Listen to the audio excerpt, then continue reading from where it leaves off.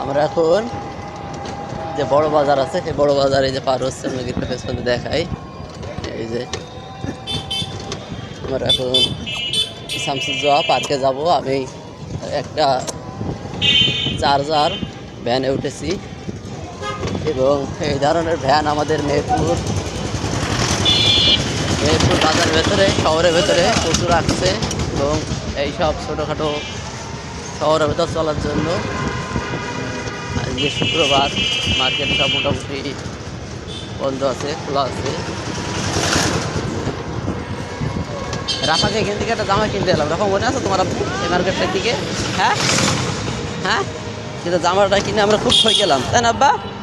জামাটা কিনছিলাম 1500 টাকা দিয়ে, কয়েকদিন ব্যবহার করার পরে জামা হলো জড়ো করে হয়ে যায়, হয়ে গেল, তাই না আব্বু? আমরা 1500 টাকা দিয়ে জামা কিনে লস হয়ে গেল আমাদের।